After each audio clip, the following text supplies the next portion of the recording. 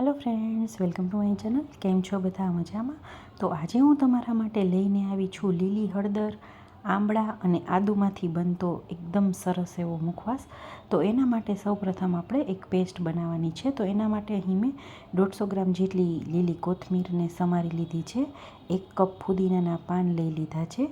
1 teaspoon જેટલું આપણે અંદર મીઠું એડ કરીશું અને ત્યારબાદ એમાં અડધા લીંબુનો રસ એડ કરી અને એની પેસ્ટ બનાવી લેશું. આ પેસ્ટ થોડી આપણે દરદરી રાખીશું, એકદમ સ્મૂથ પેસ્ટ નહીં બનાવીએ તો ચાલશે. હવે આપણી પેસ્ટ છે એ રેડી થઈ ગઈ છે. હવે એને આપણે એક બાઉલમાં ટ્રાન્સફર કરી લેશું અને ત્યારબાદ મુખવાસની બીજી સામગ્રી લઈ લેવાની છે. તો એના માટે અહીં મેં 250 ગ્રામ જેટલા સફેદ તલ લીધા છે, 150 ગ્રામ જેટલી વરિયાળી લીધી છે, ત્યારબાદ 250 ગ્રામ જેટલી ફ્રેશ હળદર, 250 ગ્રામ જેટલું આદું અને 300 ગ્રામ જેટલા આંબળા લઈ લેવાના છે.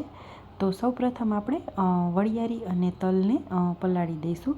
તો એના માટે અહીં 1 ટીસ્પૂન જેટલું આપણે તલમાં મીઠું એડ કરીશું. ત્યારબાદ એમાં ચપટી હળદર એડ કરી દેવાની છે. આપણે લીલી હળદર તો એડ કરીશું, પણ એને આપણે સૂકવીને લેશું જેથી એનો કલર છે મુખવાસમાં નહીં બેસે. એટલે આપણે આમાં થોડી ચપટી હળદર છે એડ કરી દેવાની. ત્યારબાદ વરિયાળીમાં 1/4 ટીસ્પૂન જેટલું મીઠું લઈ અને એમાં પણ ચપટીથી થોડી ઓછી હળદર એડ કરી અને એમાં આપણે સામગ્રી તૈયાર કરી લઈશું. અને ત્યારબાદ એમાં તલમાં 2 ચમચી જેટલું પાણી છે એડ કરવાનું છે. પહેલાં આપણે 1 ચમચી જેટલું પાણી એડ કરી અને તલને સારી રીતે મિક્સ કરી લઈશું. ત્યારબાદ જરૂર લાગે તો ફરીથી 1 ચમચી જેટલું પાણી એડ કરી અને મિક્સ કરી લેવાનું છે.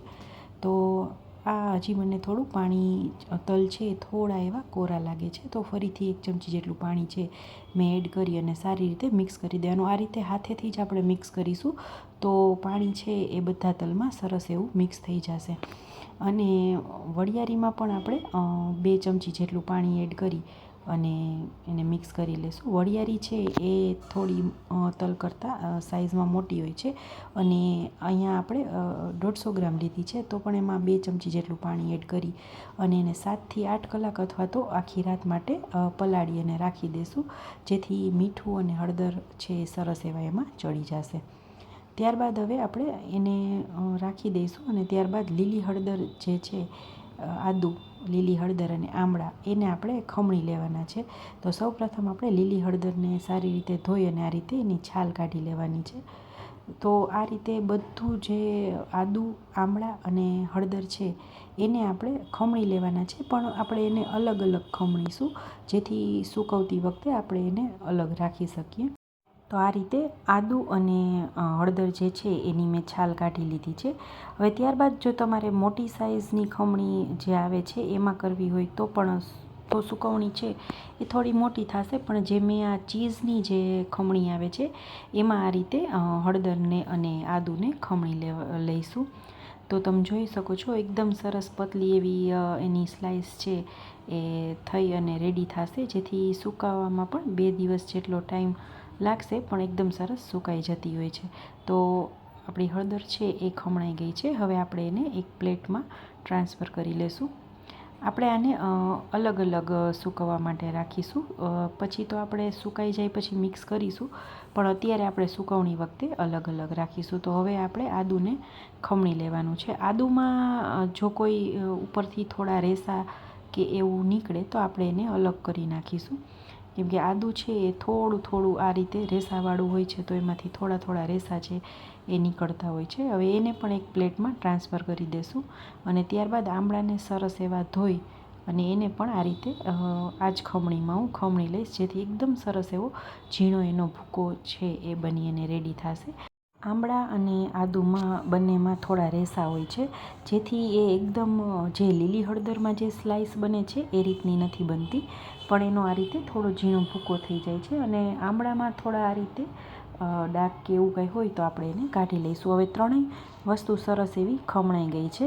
ત્યારબાદ હવે આપણે સૌપ્રથમ હળદરમાં 1/2 ટીસ્પૂન જેટલું મીઠું એડ કરીશું અને ત્યારબાદ જે આપણે પેસ્ટ બનાવી હતી એ 1.5 ચમચી જેટલી પેસ્ટ હળદરમાં એડ કરી દેવાની છે અને અડધા લીંબુનો રસ એડ કરી દઈશું. આપણે અહીંયા 1 ચમચી પેસ્ટ લઈ તો પણ ચાલશે, પણ હળદરનો જે કડછો ટેસ્ટ હોય છે એ થોડો આનાથી દૂર થઈ જાય છે. ત્યારબાદ એમાં અડધી ટીસ્પૂન જેટલું સંચળ એડ કરી દેવાનું છે અને એકદમ સરસ રીતે પેસ્ટ અને હળદરને મિક્સ કરી દેવાની છે. એકબીજામાં એકદમ સરસ પ્રોપરલી મિક્સ થઈ જાય આ જ પ્લેટમાં આપણે એને આ રીતે ફેલાવી દઈશું, જેથી આપણે સુકવણી વખતે ડાયરેક્ટ પ્લેટ જ મૂકી દઈશું. હવે ત્યારબાદ આંબળા એમાં લેવાના છે. આંબળામાં આપણે 1 ચમચી જેટલી પેસ્ટ એડ કરીશું. આંબળાનો ટેસ્ટ છે એ ખાવામાં સારો લાગતો હોય છે. ત્યારબાદ એમાં અડધી ટીસ્પૂન જેટલું સંચળ એડ કરી દેવાનું છે. થોડું મીઠું અને થોડી હળદર એડ કરી દેવાની છે અને એને પણ સારી રીતે મિક્સ કરી દેવાનું છે. આમાં આપણે લીંબુ એડ નહીં કરીએ, આંબળા છે એ ઓલરેડી થોડા ખાટા જ હોય છે એટલા માટે. ત્યારબાદ હવે આદુમાં પણ આપણે 1.5 ચમચી જેટલી આ પેસ્ટ લઈ લેશું. અડધી ટીસ્પૂન જેટલું મીઠું એડ કરી દેવાનું છે અને ચપટી જેટલું સંચળ એડ કરી દઈશું અને એમાં પણ આપણે અડધા લીંબુનો રસ એડ કરી દઈશું. તમે જ્યારે આ મુખવાસ ખાશો ને તો આદુ અને જે હળદરનો જે ટેસ્ટ આવતો હોય છે કડછો, એ બિલકુલ નહીં આવે, જે આપણે આ પેસ્ટ બનાવી છે ને એના કારણે. હવે આ રીતે પ્લેટમાં જ જે બધી સામગ્રી છે એને આ રીતે ફેલાવી દઈશું. તો બધું આપણું પ્રોપર બધું મિક્સ થઈ ગયું છે. હવે અત્યારે હું એને આજનો દિવસ છે એ ઘરમાં રાખીશ અને ઘરમાં રાખી અને રાત્રે આ રીતે એના માથે થોડી પતલી ચૂની છે એ રાખી દીધી છે. બીજા દિવસે હું એને સવારે તડકામાં મેં આ રીતે મૂકી દીધા છે. તમે જોઈ શકો છો મારું ટેરેસ ગાર્ડન, આ રીતનું નાનું એવું ટેરેસ ગાર્ડન પણ મેં કરેલું છે. તો આ રીતે એને એક દિવસ રાખીશું. ત્યારબાદ વચ્ચે વચ્ચે એને થોડું આ રીતે ફેરવીશું, કેમ કે આ એકદમ પ્રોપરલી ફેલાતું નથી એટલે ઉપરનો જે ભાગ છે એ સરસ સુકાઈ ગયો છે.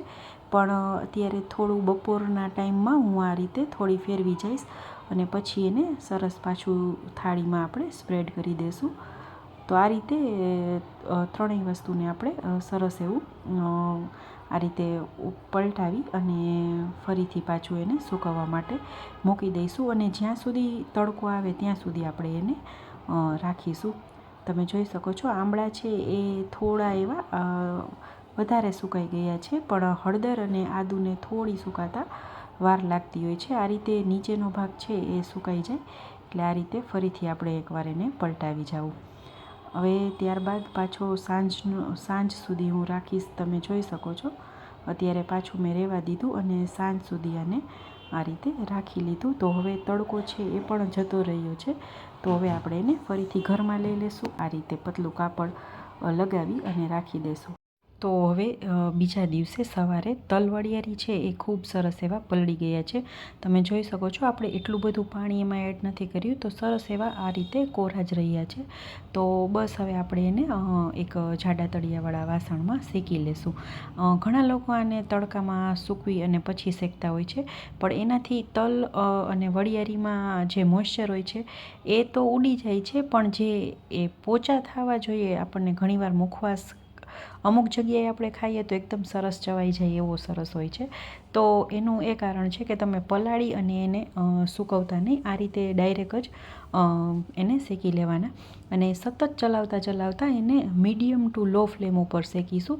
આપણે બિલકુલ જ એને હાઈ ફ્લેમ ઉપર શેકવાના નથી, નહીંતર તલ છે એ ઉપરથી બળી જશે અને એનો ટેસ્ટ છે એ સારો નહીં આવે. અને વરિયાળીને પણ આપણે એ જ રીતે મીડિયમ ટુ લો ફ્લેમ ઉપર સરસ એવી શેકી લેવાની છે. એકદમ સરસ શેકાઈ જશે એટલે આમ તમને ખ્યાલ આવી જશે, એકદમ સરસ તાવીથો છે એ આપણો ઇઝીલી સરસ ફરવા માંડતો હોય છે. આ મુખવાસને તમે શિયાળામાં બનાવી અને રાખી દો અને જમ્યા પછી આને 1 ચમચી જેટલો ખાવામાં આવે તો પાચન સંબંધિત જે કંઈ મુશ્કેલીઓ આવતી હોય છે એ આનાથી સોલ્વ થઈ જતી હોય છે અને ખૂબ જ પાચક અને હેલ્ધી મુખવાસ છે એ બની અને રેડી થતો હોય છે. તો તમે જોઈ શકો છો આપણી વરિયાળી પણ સરસ એવી શેકાઈ ગઈ છે. હવે આપણે એને આ રીતે થોડી ચાળી લેશું, જેથી હળદર અને મીઠાનો જે કંઈ વધારાનો થોડો એવો ભાગ પણ હશે એ આ રીતે ચાળવાથી નીકળી જતો હોય છે. તો વરિયાળી અને તલ બંનેને આ રીતે સરસ એવા ચાળી લેવાના અને આપણે આને અત્યારે સ્ટોર કરી અને રાખી દઈશું, કેમ કે હજી આપણે જે આદુ, આંબળા અને હળદરની જે સુકવણી છે એને થતાં 2 દિવસ જેટલો ટાઈમ લાગી જતો હોય છે.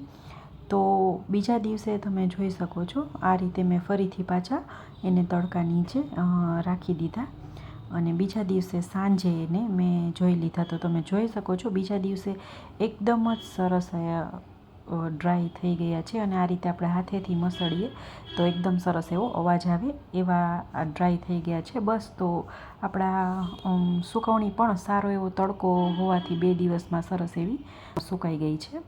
તો હવે આપણે એમાંથી મુખવાસ છે રેડી કરી લેશું. અહીં એક વાસણમાં આપણે પોણી વાટકી જેટલા મેં તલ લઈ લીધા છે. અડધી વાટકી જેટલી વરિયાળી લઈ લીધી છે. જે મેં તલ વરિયાળી બધા શેક્યા હતા એનો હું સાદો તલ વરિયાળીનો પણ મુખવાસ કરવાની છું, એટલે મેં અલગ કાઢી લીધા. ત્યારબાદ અડધી વાટકી જેટલી સૂકવેલી હળદર લઈ લીધી છે. 1 વાટકી જેટલા આંબળા થયા હતા એ લઈ લેશું. અને આદુને આ રીતે આપણે થોડું મસળી લેશું, જેથી હજી પણ જો કોઈ રેસાનો ભાગ હશે તો એ અલગ થઈ જશે. કેમ કે મુખવાસમાં આદુના રેસાને થોડું ચાવતી વખતે એ સારું નહીં લાગે, તો એને આપણે અલગ કરી લેશું અને એનો ઉપયોગ આપણે દાળ શાકમાં એને કરી શકીએ છીએ. તો આ રીતે બધી સામગ્રીને સરસ એવી મિક્સ કરી લેવાની. અને આ મુખવાસને તમે 1 વર્ષ માટે એરટાઇટ કન્ટેનરમાં સ્ટોર કરી શકો છો. બિલકુલ બગડતો નથી અને ખૂબ જ એવો હેલ્ધી મુખવાસ બની અને રેડી થાય છે. તો તમને મારા મુખવાસની રેસીપી કેવી લાગી એ મને કમેન્ટ બોક્સમાં કમેન્ટ કરીને જરૂરથી કહેજો. અને આ શિયાળામાં અચૂકથી આ મુખવાસ છે એ બનાવી અને રાખી દેજો. Thank you.